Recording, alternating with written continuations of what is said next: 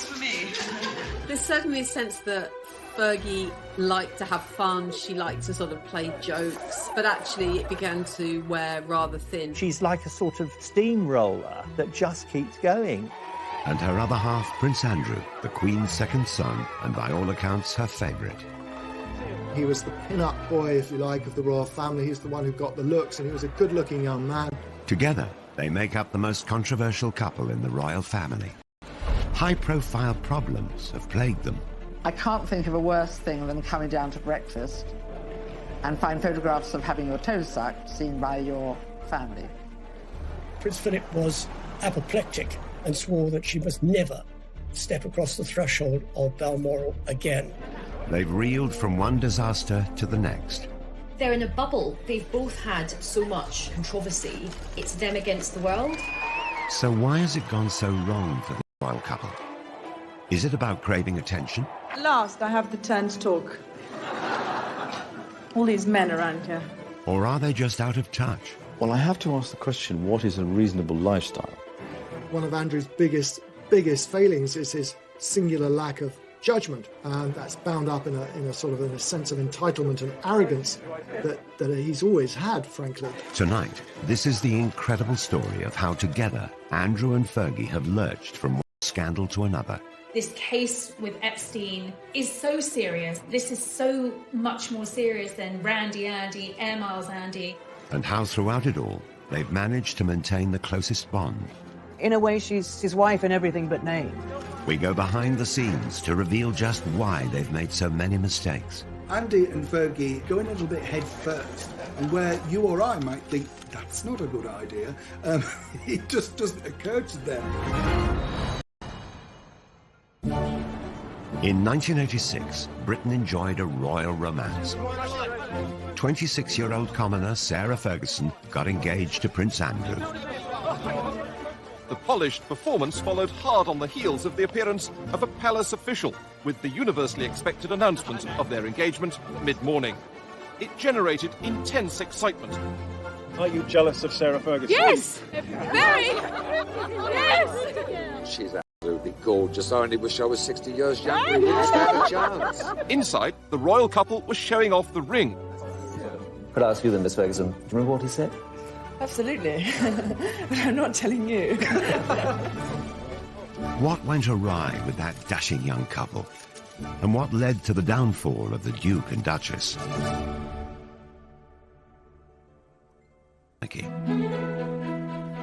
Her father, Major Ron, was polo manager, initially to the Duke of Edinburgh and later Charles. Sarah and Prince Andrew were friends as youngsters.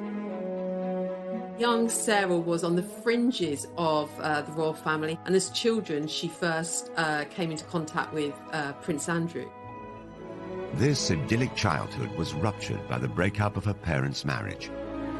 Her mother Susan, a former society beauty, caused a stir when she ran off to Argentina with a dashing polo player.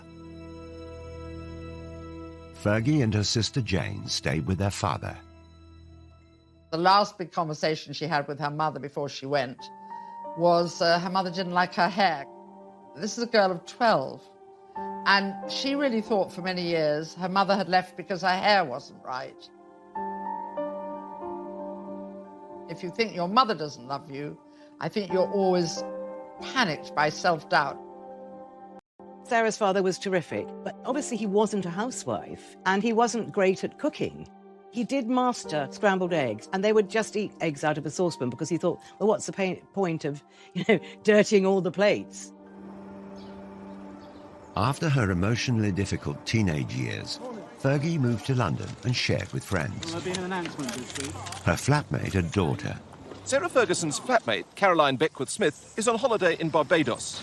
Just great fun, really, and interested in lots of things. Fergie threw herself into London life. She went on to have serious relationships. She wasn't the sort of unspoiled young woman that Diana was expected to be as mother of the future king. As Ron Ferguson famously said, of course she's got a past. She's 25, 26 years old. If she hadn't got a past, then there would be some serious questions to ask about. Dated a stockbroker, then lived with a millionaire called Paddy McNally. She enjoyed the jet-set lifestyle in his chalet in Switzerland. She and McNally, who was a widower with 2 young sons, fell in love, and they had a fairly lengthy romance. But McNally was much older, almost 20 years older than Sarah. He was very rich. Fergie likes very rich men and was living a good lifestyle. But I don't believe for a moment there was any question of McNally proposing to Fergie. The romance and lifestyle came to an end. But in 1985, she found her prince. Although Fergie and Andrew had crossed paths in childhood, they'd had very different upbringings. Well, Andrew has a unique place in royals of Queen Victoria's reign. She and Andrew had a very close relationship. He's constantly described as the Queen's favourite son. They are extremely close, and in a way closer than Charles and Anne ever were.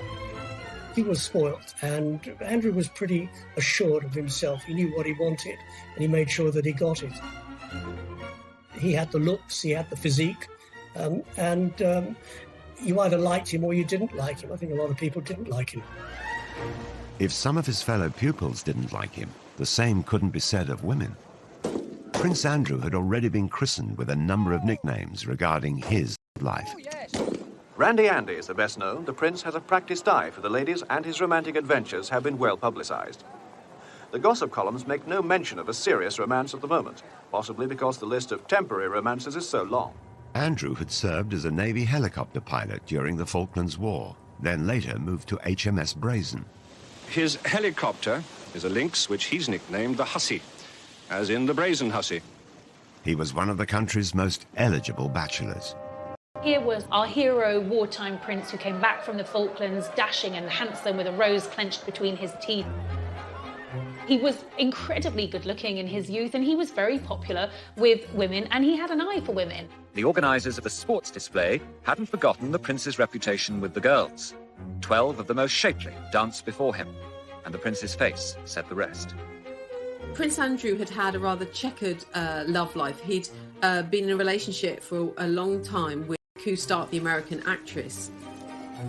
Koo was an absolutely beautiful young woman, very much in love with Andrew, but she wasn't going to fit the bill for a royal bride. Although there had been rumours of marriage, the couple split. He was 26, he was at an age where the Queen really wanted to see him start thinking about settling down, and Sarah came into his life at just the right time. In 1985, Fergie appeared on the dashing prince's horizon, and the matchmaker was none other than Princess Diana.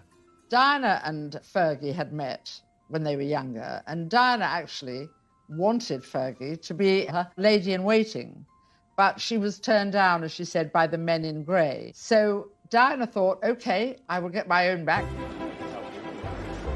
Ascot was coming around. Diana suggested that Fergie join the royal party, and Andrew met her, and they clicked right away. It was a fast match, a pretty quick romance. It was clear they would not be a traditional royal couple. Sarah and Andrew fed each other what the Queen and other members of the royal family made of it, but it was something that they plainly both remembered because it was brought up in their engagement interview some nine months later. We were made to sit next door to each other at lunch at Ascot. Yes, and you made me eat chocolate profiteroles, which I didn't want to eat at all. I then didn't have him, so I got hit. Then Very it started hard. from there. I think that's probably where it... I was meant to be on a diet. They were both keen to set the date for a royal wedding. I would very much like it to be in the summer. And so would Sarah. Sarah more so. Because I think that... Get on with it. Get on with it and get it out of the way. She was often contrasted with Diana, and in those early days, Sarah came out of the contrast rather well, because Diana was seen as rather pale and wilting, you know, this delicate flower, whereas Fergie was robust like the wife of Bath. How did they look to you on TV? Oh, smashing. Really relaxed. I think they did really well. I hope it goes as well as they did for Di and Charles.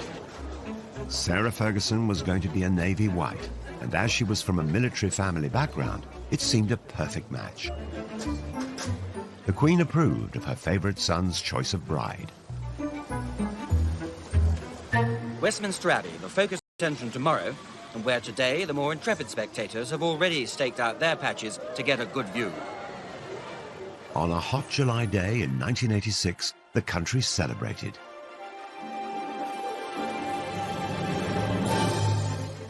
Fergie's 17-foot train had the initials A and S intertwined and sewn in silver beads.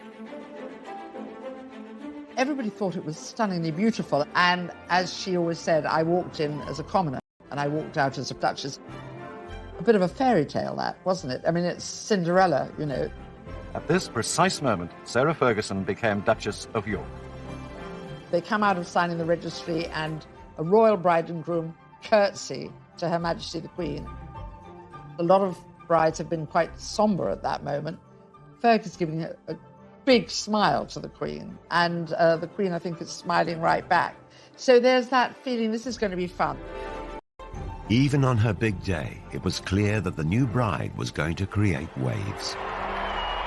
Sarah later revealed that she'd been asked not to kiss Andrew on the balcony at Buckingham Palace, and I think perhaps in a hint of her rebellious nature, Sarah's attitude was, well, here I am, hundreds of thousands of people in front of us here. I've got my prince, I'm going to kiss him. And she did. Others were not as impressed by the displays of exuberance. I was commentating at the time at the wedding, and when they went behind the altar screen to go and sign the registry, they were larking about a bit, and I said to my co-commentator, that's a marriage that's not going to last. Press and public adored the new, fun, unfussy couple, especially the all-action Duchess. I think that their brand and their image was really positive. Creating a positive impression enables you to kind of influence and effectively manage your reputation. The newest arrival typifies the greater freedom of the young royals, becoming the first royal duchess to get a pilot's license, complete with very un-Biggles-style hair grips. I was absolutely in love with Sarah Ferguson as a wee girl. I thought she was just so refreshing. I think they had this amazing honeymoon period. They really were the golden couple, and she was really seen as a genuine breath of fresh air. The Yorks weren't just a hit at home. The following year, the couple embarked on a 25-day tour of Canada. Their tour of Canada went extremely well. There were tens of thousands of people pouring out wherever they went. They wanted to see the new bride, they wanted to see the new bridegroom. It was a terrific tour, that tour to Canada, 1987. I was on it, actually, and it was a great privilege to be there. They were hugely popular. They were enthusiastic. I think that's what the public reacted to. They weren't there just to cut the ribbons at the opening of things and say, how nice to meet you and have you come far, but actually engage with people. I could not go through a whole tour, letting my darling husband of a year and a day do all the public speaking. So we agreed, for once, that I should have the last word tonight. The Yorks were like no other royal couple before, more relaxed and far less serious. You make us feel so at home here. And I'm just a little bit sad that number 99 of the Edmonton Oil isn't here to meet me tonight.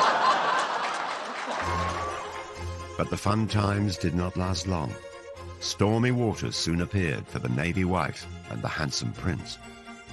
She was a very passionate woman, and, you know, within months, weeks of marrying, she found her husband was away all the time. And Fergie's desire for attention started to grate with the public. All that her natural charm that had been celebrated initially began suddenly to be seen as rather unsophisticated and inappropriate.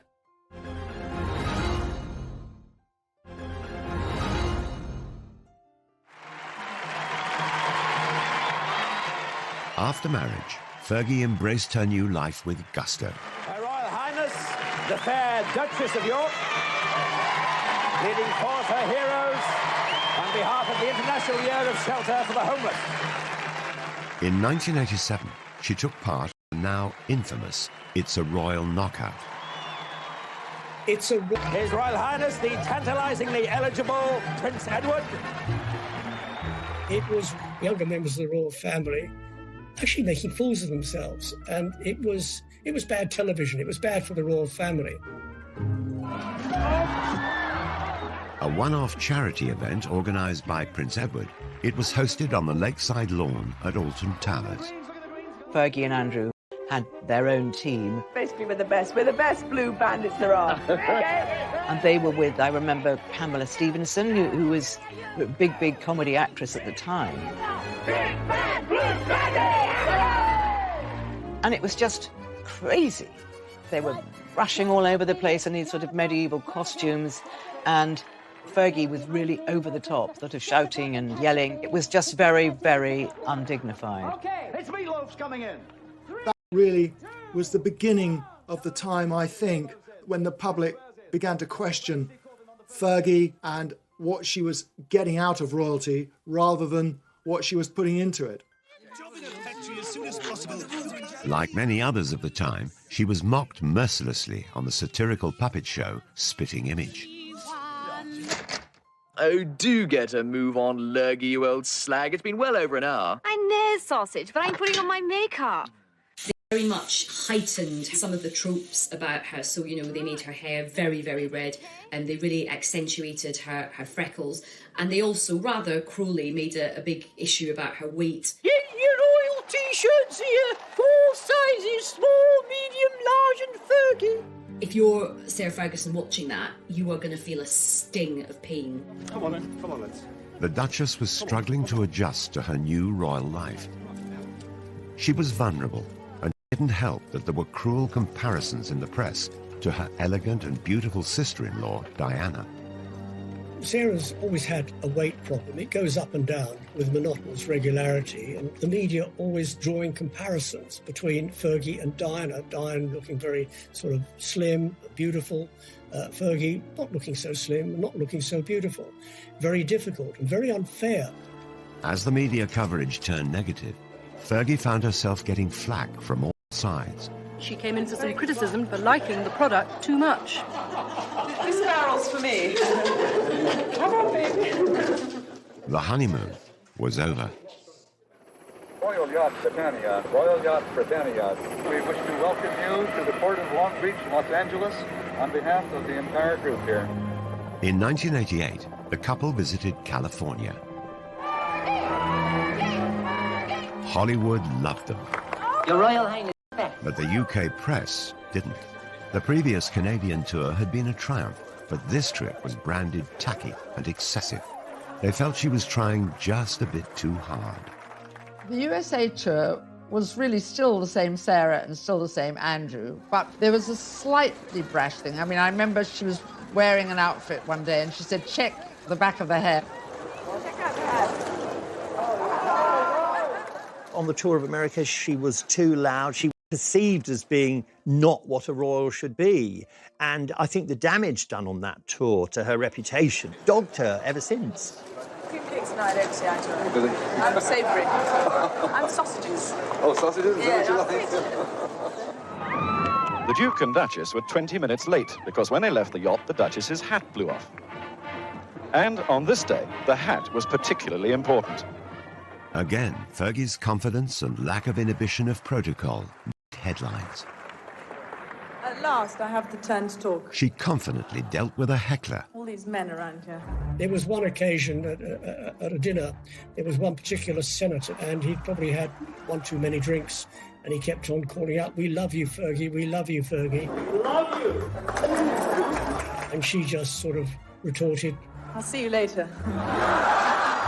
The British media thought it was the wrong thing to do. It was the wrong sort of reaction. I think she handled it particularly well. What is it?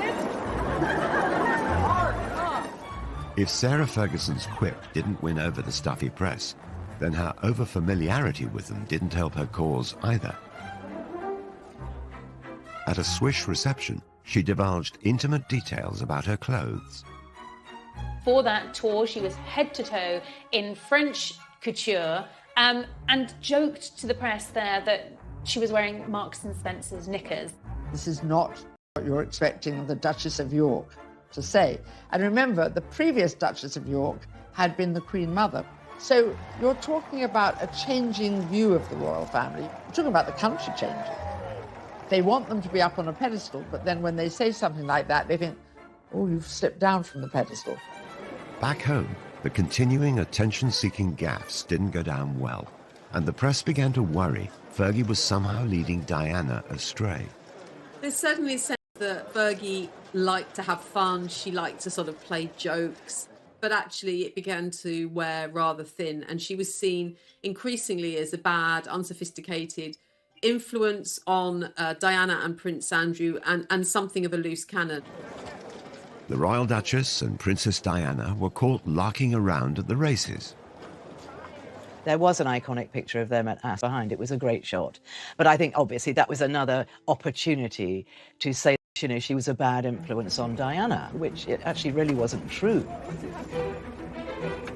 Never learn, do you? Fergie had a love of foreign holidays, particularly skiing. She's renowned as the finest skier in the royal family, and today only the best amongst her party could keep close to her. Can't get any closer, we'll fall over. Hang on a minute, we're just doing this thing. In Switzerland, the two royal couples posed for the press. Again, it looked like the Duchess was a poor influence on Diana. They were on a slope of a mountain, and I think, and it was snowing, and Diana was slipping a bit, and then Diana and Fergie slipped into each other, sort of on purpose. Oh, these pictures you've got. They were really larking about, and they were just wonderful pictures. Did you get that? And then Charles got annoyed because he thought it was undignified. That came back to haunt Fergie, those photographs. It wasn't all bad press. So have you managed to name your baby yet? No names. Was it quite an ordeal yesterday? It was a long time, wasn't it? It was a long time, but she came through it very, very well. You looked very worried earlier in the day, sir. Ah, that's because I was on my way to the dentist. So, 2 years after their marriage, the Yorks celebrated the birth of their daughter, Beatrice. Eugenie followed 2 years later. God save the Queen! Our wishes to both the baby, to the father and the mother. But the happy family didn't last long. Prince Andrew was away at sea for many weeks of the year. His posting follows 3 months of specialised training, and the Duke will now lead a flight team aboard the frigate for around 18 months. In the early years of their marriage, Andrew was serving as a naval officer, which meant that he was frequently sent away. And for Sarah, that meant being at home at the palace on her own for long periods of time. And in fact, she later recalled that she got to see her husband 40 days a year. The rest of the time, he was absent. It's terrible. I mean, you're going away and leaving what you love behind. It's a fantastic job for a single man. It's getting less and less so for a married man. The new mother was lonely and lacking support. In 1992, private photos surfaced. A cleaner found a set of holiday snaps showing the Duchess and her 2 children with a Texan, Steve Wyatt. Wyatt was handsome and attentive. The pictures had been taken some 2 years previously. There's a picture of Steve Wyatt, and then there's Beatrice, who's just got bathers on, and they're obviously somewhere hot, and suddenly people think, who is this man? And so then the stories start. Eve Pollard, a tabloid editor at the time, was contacted by a mutual friend of the Duchess. A very old friend of ours rang us up. He said, I wonder if you could come and give a friend of mine a bit of advice. So we turned up in his lovely studio in Mayfair, and there she was. We tried to say, you know, you've just got to be careful about any photographs. If you go out with anybody while your husband's away, it should be a crowd. And she was, at that time, I have to say, very, very unhappy about the fact that she was alone. Gossip of affairs circulated in society circles for months. She was also getting a lot of flack from the royal household for behaving, as they saw it, inappropriately. So everything was mounting up against her, and I don't think Andrew was there to really back her up. And then along comes Steve Wyatt. It was the beginning of the end for Fergie and Andrew. The announcement that the Duchess of York had initiated discussions about a separation from her husband came as she arrived to pick up their daughter from school. In March 1992, the couple split. Fergie was soon spotted with another American, John Bryan, a friend of Wyatt's and her financial advisor. Soon, rumours of scandalous pictures of them together surfaced, and the photos were being touted around Fleet Street. The night before publication, I to see Brian. I sort of laid down these pictures, and there was a great intake of breath. Oh God. And he immediately went off into the bathroom, shut the door, and even though the door was locked, I could hear he was calling Sarah in Scotland and telling her that it was worse, far worse than he thought. He obviously was a little bit more than a financial advisor, as we saw from those photographs taken in the south of France with him sucking her toes. Whether he was looking at her toes as a new form of abacus or calculator remains to be seen. But it was the sort of nail in the coffin when it came to Fergie and Andrew's marriage. It was a sellout scoop for the Daily Mirror. 300,000 extra copies were printed, and as the public snapped them up, the newspaper was unrepentant. Unfortunately for Sarah Ferguson, she was staying with her in-laws at Balmoral. The papers were all laid out for breakfast. Sarah took one look around the dining room and thought, "There, but for the grace of God, go the lot of you. I'm going." So she went back upstairs, and obviously she had to see the Queen. And the Queen, remember, these two are fairly close, and the Queen was furious with her, just furious. She fled the castle and the press. No longer the luxury or privilege of an aircraft of the Queen's flight, for the Duchess just an ordinary scheduled flight to Heathrow. It spelled the end of Fergie's life as a royal, and that was absolutely devastating for her.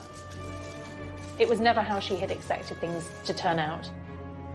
The most important thing for me at the moment is to keep a low profile, work hard, and make sure that I continue to find cures and to help people as much as possible. With no wealthy husband, how was she going to live? The debt soon racked up. I wouldn't say she'd go anywhere for a hot meal, but she was prepared to put her name to all sorts of things which royals hadn't done. She needed money fast. I tend to attract a bit of attention. Her solution for bringing in the cash Cheers.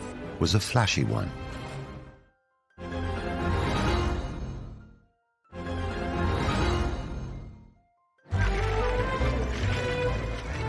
The Duke and Duchess of York announced their divorce in May 1996. By August that year, Sarah Ferguson was no longer able to use the title Her Royal Highness.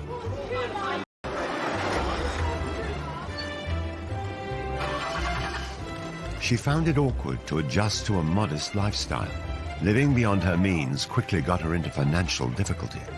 You know, she's cast out of the royal family. She doesn't just divorce Andrew, she divorces the whole of the royal family. I remember Diana saying to me that, you know, Fergie didn't get that much. You know, she really didn't. And that's why she had to work so hard. And she had to keep coming up with new ideas.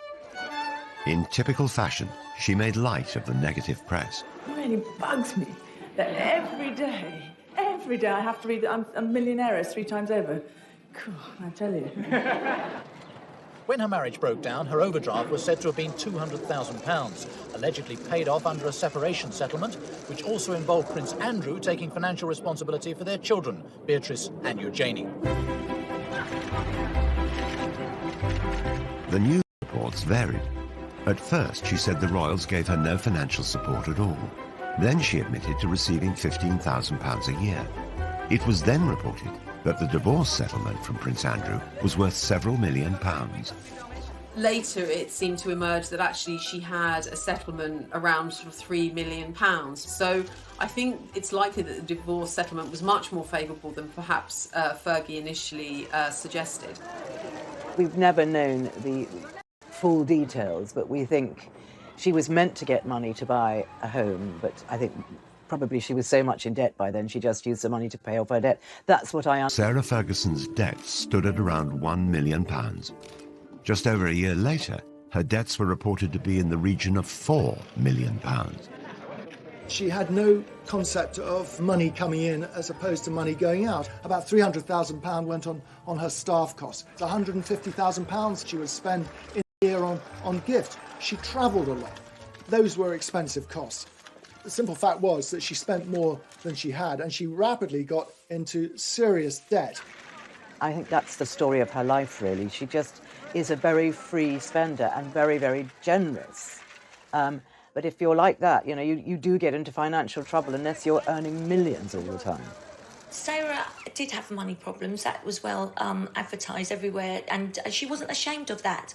You know, She got up out of bed and thought, right, I've got to make some money here. Fergie tried to earn a living. She knew she had cachet as a former royal. She also knew the best place to sell herself. She attempted to rebrand herself in the United States. I'm so unconventional that instead of serving tea, I serve ocean spray granapple juice drink. She made this series of cranberry juice commercials for American TV and is said to have pocketed $500,000. It has a distinctive taste that gives you a real zing. No wonder you Americans threw that tea into the harbour. The Americans, God bless them, they love people with titles. If you're a lord, well, yeah, you're pretty good. But if you're a duchess, wow, you sort of hit the jackpot. She'd been married to the son of the Queen and was prepared to endorse brands. So for PR companies in the States, their Christmases had come early. They saw her as this really feisty pioneer woman. You know, she was really brave to carry on and go and make her own money. They loved that. Sarah Ferguson also teamed up with Weight Watchers, which was publicised through another set of glamorous TV commercials. It's the hardest thing in the world, staying on a diet. While no one knows what Fergie earned, during their 11-year association, she lost 50 pounds in weight. I think it probably connected with a lot of women because when you're a princess or a commoner, we know how painful it is when people make cruel jibes about our appearance. Fergie also signed endorsement deals with cosmetic companies and makers of fine tableware. She was a spokesperson for Waterford, you know, china and ceramics. She was a spokesperson for Avon makeup. Brands wanted access to Sarah's royal connections and the kudos that would bring to their brands. So she was hot ticket. She was really in demand. Fergie was a success in America. She was a duchess in debt, but tomorrow Sarah Ferguson will announce she's close to paying off her overdraft with Coutts Bank, around £4 million of it. Then, in 1998, Fergie landed a plum guest role in one of America's most successful sitcoms, Friends. The fourth season finale of the worldwide TV show was watched by 20 million viewers in America and nearly 7 million in the UK.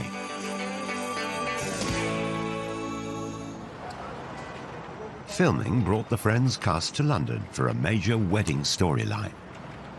The character Joey photographed Chandler outside Westminster Abbey. Then who should turn up among the stars but the Duchess of York? They may call it a bit part in the business, but she could have been paid as much as £900 for an hour's performance. Jay says you don't really like his hat, but I think it's kind of dashing. The fact that Sarah famously appeared as herself on an episode of US TV sitcom Friends, I think was a key positive moment for her. Appearing on the episode of Friends for some people would be the ultimate kind of cult appearance, and I'm sure her daughters thought it was amazing. Fergie, baby! But, this was not becoming of a former royal princess to appear on, an American sitcom. Of course, really, if she'd had any kind of royal status, she certainly wouldn't have been allowed to have performed in Friends. I think actually out of all the TV projects that she did, the British public warmed to her for doing this one. This wasn't hugely embarrassing. Even so, Fergie had profited from her royal status. The royals put their names to organisations and charities. Sarah was using it to make money, which upset the royals terribly. Making money from her royal status was one thing, but Fergie went a step further and cashed in on the story of her royal private life. The fact that she went out into the commercial world, as long as she wasn't besmirching the royal family, wasn't trading on secrets and telling stories out of school, that they had to live with it. But as soon as you start sort of saying things that patently aren't true, then that is upsetting. Sarah Ferguson published her autobiography, My Story, in 1996. She told the world that she'd been made to feel unwelcome in Buckingham Palace and revealed secrets about the breakdown of her marriage to Prince Andrew. The Queen is said to have been particularly displeased, as is Princess Margaret and Prince Philip. So the real big guns in the royal family are really, really upset by all of this. A new book meant a promotional tour, and Fergie was back off to America. You're sitting in the palace and you felt a sense of hatred for yourself. That doesn't compute in our Princess Cinderella Duchess mind. You understand? Okay, so that is the fairy tale. It is the fairy tale. But then comes the realism that you actually you didn't marry to get the fairy tale. You married a man. You fell in love and you married the man, and then you've got to come to terms with the fairy tale. Now, there was a certain amount of sympathy for her in the United States. Poor Fergie, whinging about how she was badly treated at Buckingham Palace, which is a bit rich, but Buckingham Palace weren't going to react to that. So when you moved into the palace, were you surprised? I mean, the way you described as you describe it in the book, I'm thinking it's a little dark room down the hall at Buckingham Palace. Yes, it's on the second floor. It's all burgundy and very dark. And the light bulbs are only 30 amps, so they don't put any light. Not only was she cashing in on her own royal status, she was lifting the lid on being inside the royal family, letting the public in, and that's a big no-no.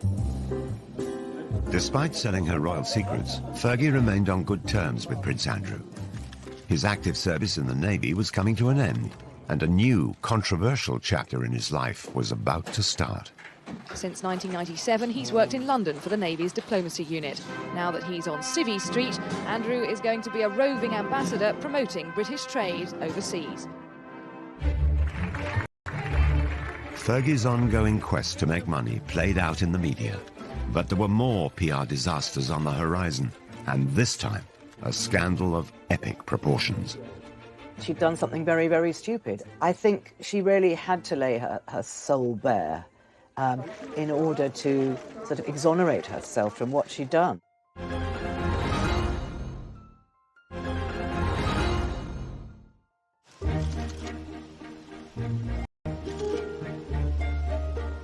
Though Prince Andrew and Sarah Ferguson were no longer married, they maintained a close friendship after their divorce. They always stayed friends, which is, I know people don't get it and say, how is this? This is very unusual, and it is rare, but it's a very special relationship, and they get on extraordinarily well. They have the same sense of humour. In 2008, Fergie moved in to share Andrew's home, the Royal Lodge in Windsor. Their friendship has intrigued royal watchers.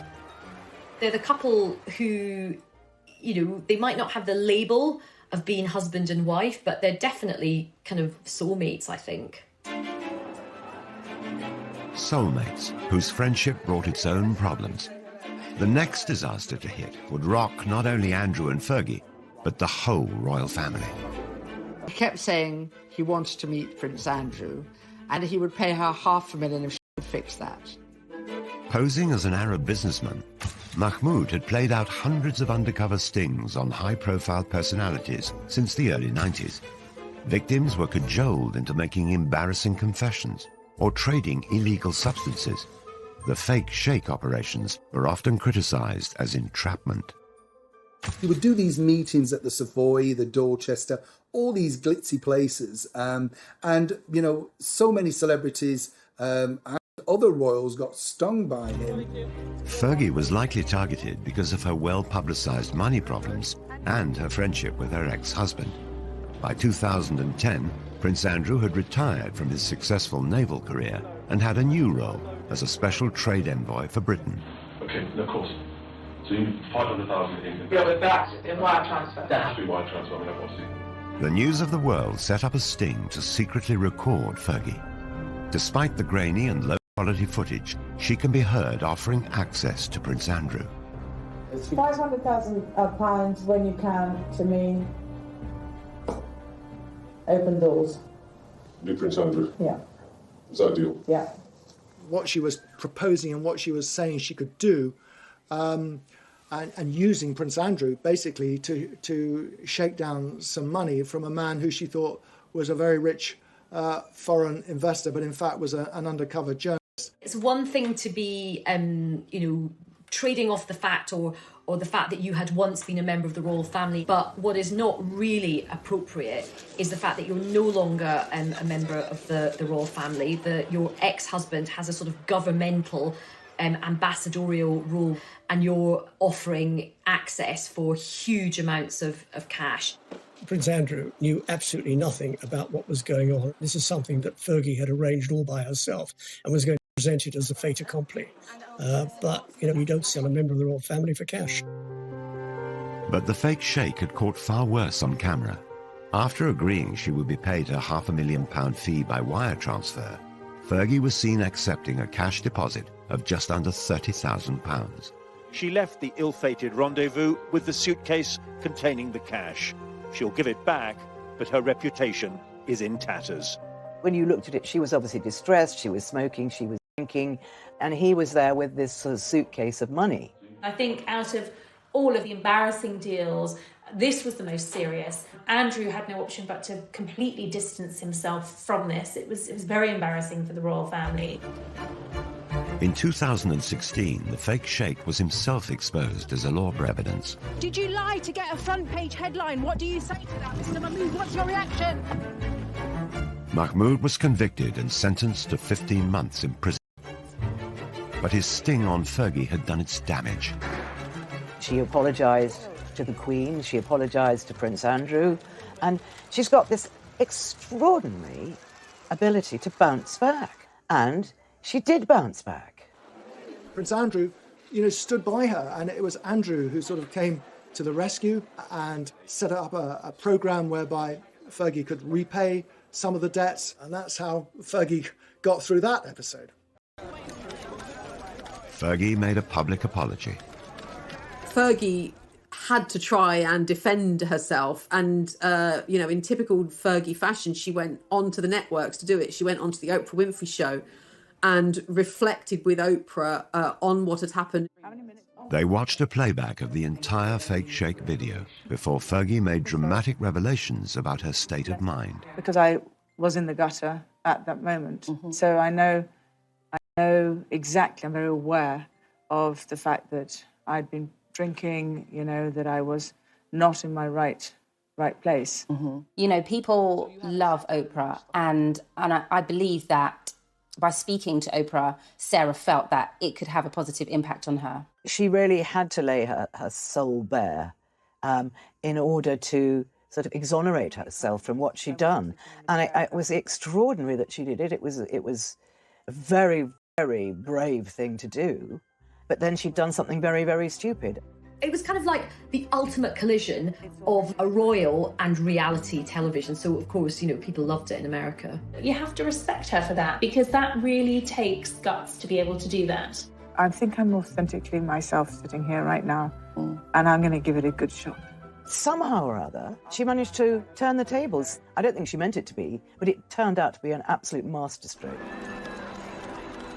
In the years following the fake sheikh scandal, Sarah Ferguson claimed she'd lost around £40 million worth of earnings from cancelled celebrity engagements because her reputation was so damaged. She started legal proceedings against the owners of the News of the World, but it's reported that after 3 years, she abandoned her case in 2019. It's unfortunate that she was caught in a sting, but not the first one to be caught in a sting, and certainly probably won't be the last one. She realised very quickly that she was up against some serious legal opposition, and that if it went against her, the costs could have run higher and higher. So sensibly, she dropped the case. Ferguson was still close to Prince Andrew, each still supportive of the other. They were so close that some royal watchers believe a reunion could be on the cards. I think Sarah and Andrew are together as a couple. I just don't think they could be apart from each other. And I do see them getting married again. I really do.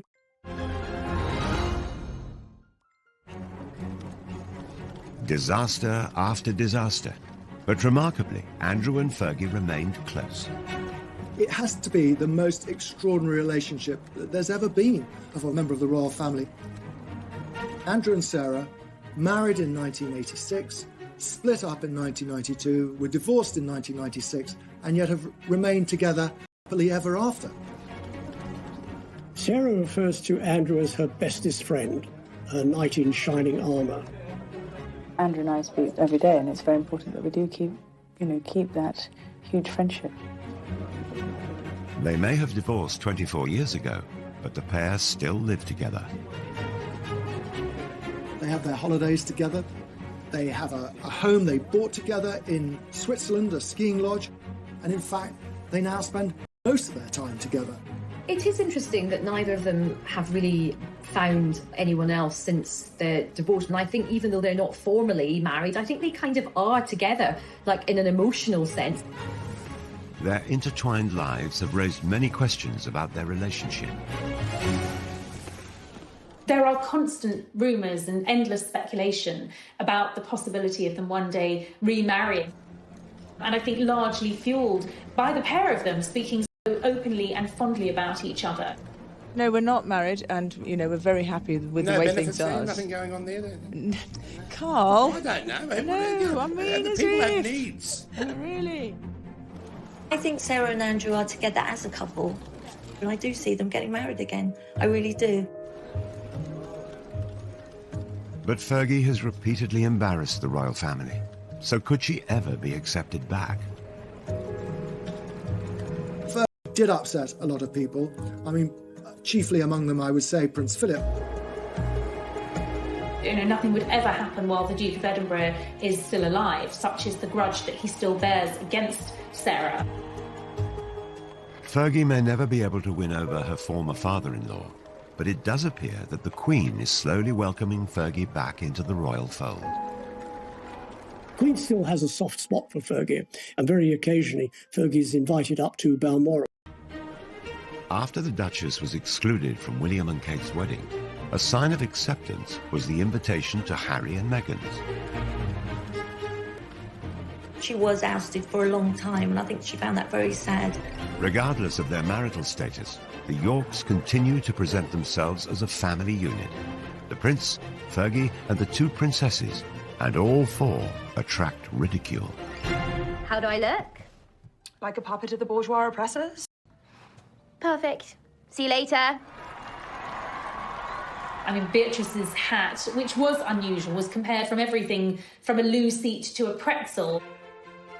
Just like her mother, Beatrice shrugged off the ridicule and put the hat up for auction, raising £81,000 for charity. It's also been noted that the princesses have inherited their parents' love of the high life. Beatrice and usually seem to spend an awful lot of time travelling at someone else's expense. Usually it often involves private planes or luxury boats. But they do both now have full-time jobs. Beatrice is a vice president for a software company in the States and usually has a senior position at an art gallery in Mayfair. They want to work. They don't want to be accused of being lazy or leeching off the taxpayer. Fergie and her daughters sought the attention. Prince Andrew, on the other hand, had grown up to simply expect it. He was a prince and wanted to be treated like one. On leaving the Navy in 2001, Prince Andrew took on a new role. He was given a pretty plum role. He was made a special representative for trade and investment, which essentially saw him travelling around the world representing Britain. At the beginning, it was all going very, very well. And people were quite interested all over the world, meeting the Queen's son. Where he fell down is that at the end of the day, when work was over, he went off to play. But you don't play at the taxpayer's expense. It was noted that his trips abroad, supposedly on government business, seemed to go via ski slopes, top golf courses, and other exotic locations. He wasn't called Air Miles Andy for nothing. You know, this is the man who saw fit to take a helicopter ride from Windsor to Kent to play golf at a cost of £5,000 to the taxpayers. The Duke's travel expenses were £4 million during his decade in the role, and his security costs another £10 million. What is an extravagant lifestyle? Travelling by private jet, using helicopters when you could take a train. But it is again, it is the maximisation of my time for the best value for money, and that's the way that... Terrible publicity for the Yorks. Once again, they appeared to shame the royal family. He can't sort of, like his wife, he can't step outside himself and say, how does this look? It did seem to become a little convoluted between what was for Britain and what was for Andrew. Prince Andrew was plagued with controversy. 2007, the Duke and Duchess of York's marital home, Sunninghill Park, was sold. It had been a gift from the Queen, and the unusual circumstances surrounding the sale prompted further criticism about Andrew's business dealings.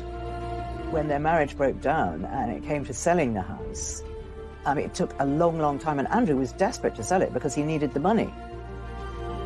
I think it had been on the market for several years. Quite remarkably, he managed to sell it to a Kazakh billionaire who not only bought it, but bought it for £3 million over the asking price. The buyer was the son-in-law of the former Kazakh president. He paid £15 million for the property, despite then apparently leaving it empty for 8 years. Not a brick of it remains to this day. It was bulldozed to the ground. It was later reported that Andrew had tried to help the Kazakh oligarch become a client of Coutts, the bank used by the royal family. And the controversy kept on coming. It appeared that the prince simply didn't care what people thought.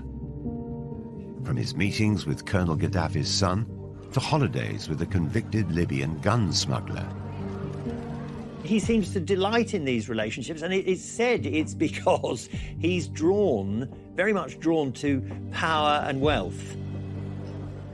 But one of Andrew's friendships would prove more damaging than them all. I mean, this is so much more serious than Randy Andy, Air Miles Andy. And this is a criminal case.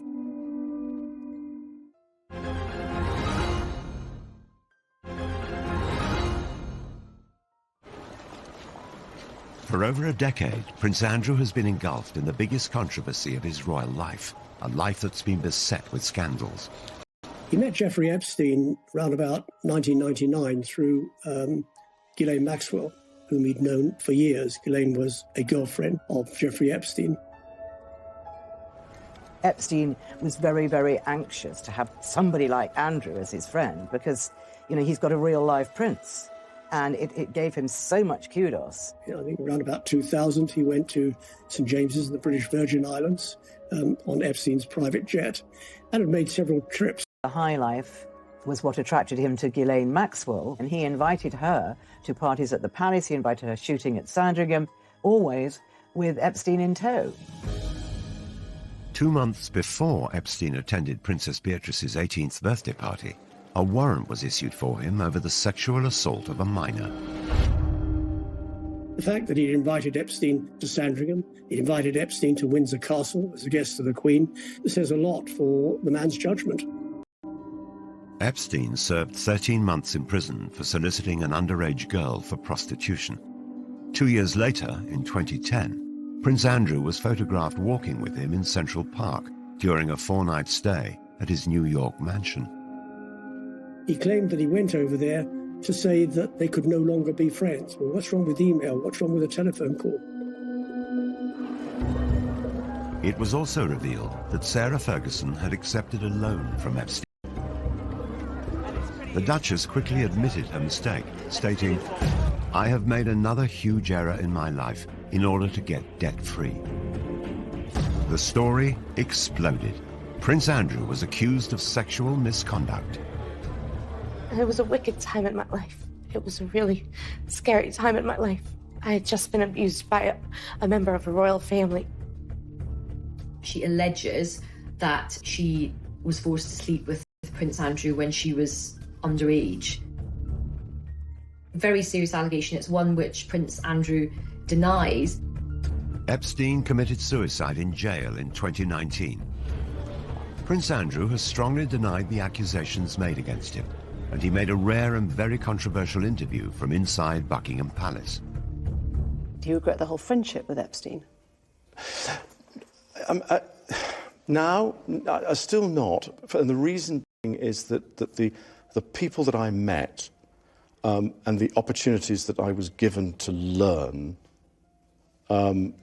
either by him or because of him, were actually very useful. The fact that, as reported, that he said to the Queen that it had gone well gives a very clear indication of the man's poor lack of judgment. Prince Andrew's interview was widely criticised. This was one disaster too many. Days after the interview, Andrew stepped down from royal duties. There have been many ups and downs for Sarah and for Andrew, but, for the Duke of York to essentially be forced into an early retirement, to step down as a senior royal, is a sign of just how serious this is. He can't do any charities. Virtually everyone who had anything to do with him has now... Statement saying the Duke of York expressed regret for his ill-judged association with Jeffrey Epstein. But the story just won't go away. This week, former Epstein associate Ghislaine Maxwell was arrested. She denies the charges against her and any wrongdoing. American authorities have made a formal request for Prince Andrew to speak to them as part of their inquiries. They claim previous requests for help have been repeatedly declined, whilst Andrew's lawyers say his offers of help were effectively rejected.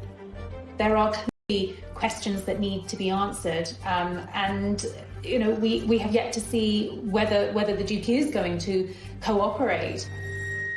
There are precious few people standing by him, I have to say. As time goes on, more and more of Andrew's support has sort of melted away, but there is one solid support, and it's Sarah.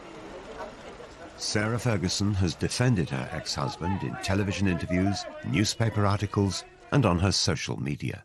It is just shockingly accusatory lies, which I won't stand by and let anybody believe, or I just have to shut it down right now. She knows she's going to get a lot of criticism for standing by Andrew at the moment, but that's what she does. She's so loyal, and she'll do anything to protect her family. Andrew stood by Sarah when she was in trouble. He was remarkably patient, and she is now standing by him. I think they're in a bubble. I think they've both had so much controversy. It's them against the world. When you grow up in the royal family, especially Andrew, who was spoiled by his mother, Charles is much more sensitive, much more aware and worried about how he appears to the public. Andrew was cosseted. He was the favourite son, and the Queen brought him up to think he could do no wrong. Surrounded by controversy, the future of the couple is uncertain. One of the side effects of Andrew's standing down from royal life is that he instantly lost a means of earning a living. And all the indications are he will never come back as a working royal. But if anyone can bounce back, it's surely Fergie. Again and again, she's experienced humiliation. The one thing that Sarah won't lose is that capacity to surprise all of us. She has done some really impressive charity work, and her children's books have done well. She's trying to forge out a new career in the film industry. I would say never with Sarah. Every day I'm going to do story time with Fergie and friend. Fergie now has another project. She's been reading stories for children online during the coronavirus lockdown. Let's get a bit of magic going here, shall we? She's being really personable. For Andrew, his future might rest more on his ex-wife than he could ever have imagined.